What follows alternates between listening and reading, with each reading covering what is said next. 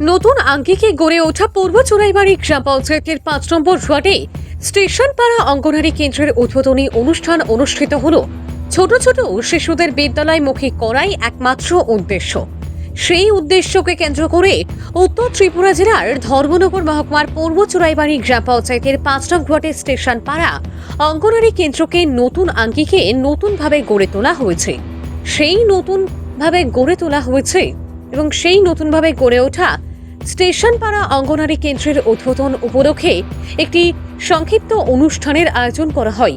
অনুষ্ঠানে উপস্থিত ছিলেন পূর্ব চোরাইবাড়ি এলাকার বিশিষ্ট সমাজসেবী বিশ্বজিৎ পাল, গ্রাম পঞ্চায়েতের প্রধান, উপপ্রধান, পঞ্চায়েত প্রতিনিধি সহ অঙ্গনারী সেন্টারের শিক্ষিকা রূপালী চন্দ্রশীল, সহকারী হিমানী মজুমদার দাস এবং সেন্টারে আসা ছোট ছোট শিশুদের অভিভাবক অভিভাবিকা বৃন্দ। উপস্থিত অতিথিদের বক্তব্যের মাধ্যমে জানা যায়, ত্রিপুরার মধ্যে এই ধরনের আধুনিক অঙ্গনারী সেন্টার এই প্রথম, যেখানে শিশুদের দিকে নজর রেখে এবং তারা সব সময় যাতে বিদ্যালয়মুখী থাকে সেই কারণে সেন্টারে বিভিন্ন ধরনের ব্যবস্থা ও সুযোগ সুবিধা রাখা হয়েছে। বিশেষ করে রয়েছে বড় আকারের দালান ঘর। শুনে নেওয়া যাক আগত বিশিষ্ট ব্যক্তিত্বদের বক্তব্য।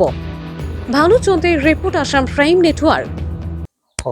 আজ আমরা পূর্ব চোরাইবাড়ি গ্রাম পঞ্চায়েতের অন্তর্গত ৫ নম্বর ওয়ার্ডে এডব্লিউসি সেন্টারে আজকে নতুন করে সেটা এখানের পঞ্চায়েত যে আছে, আমরা পঞ্চায়েতের ওয়ার্ড মেম্বার 2 জন, তো তারা মিলে তার সহযোগিতায় আমার সেন্টারটা পুরোপুরি নতুন করা হয়েছে আর কি।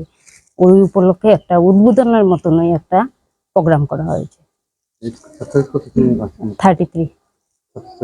হ্যাঁ। রূপালী চন্দ্রশীল।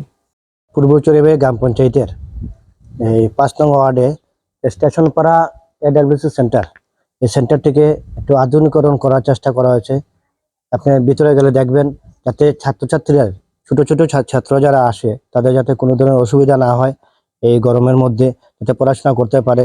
এবং খাওয়া দাওয়ার ব্যাপারটাও আমরা যারা খাচ্ছে তাও আমরা রান্নাঘরটা সবকিছু দেখলাম, খুব সুব্যবস্থা করা হয়েছে।